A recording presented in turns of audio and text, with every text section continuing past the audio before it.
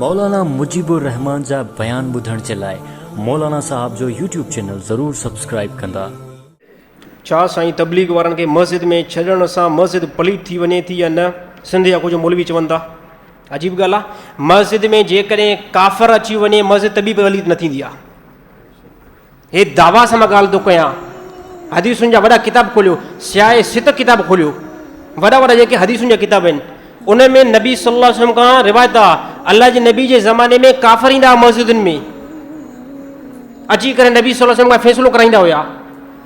ऐं कंहिं काफ़रनि खे नबी सल्लल्लाहु अलैहि वसल्लम मस्जिद में अंदरि खेमो हणी ॾिनो आहे। ॿाहिरां काफ़र आया, नबी सल्लल्लाहु अलैहि वसल्लम खेमो हणी करे उनखे मस्जिद में रहायो आहे। ऐं असां अॼुकल्ह हाई क्लास जा मुफ़्ती ऐं मौलवी साईं मस्जिद मां तबलीग वारनि खे कढो, छाॾे करे साईं मस्जिद पलीत कंदा।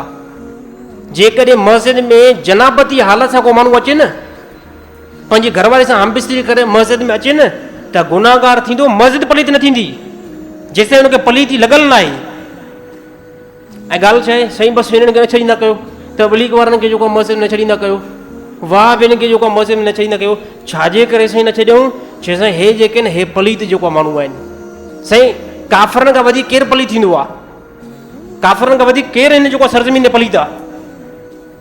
ऐं उहा काफ़रनि जेकी पलीती जेकी अलाह जे नबी बयानु कई आहे न, अलाह जे नबी फरमाया उहे बातिनी पलीत आहिनि, ज़ाहिरी पलीत जेकॾहिं न आहिनि। जेकॾहिं ज़ाहिरी पलीत मुस्लमान हुजे, पेरनि में जेको आहे पलीत लॻल हुजे, उहो बि मस्जिद में दाख़िल न थींदो।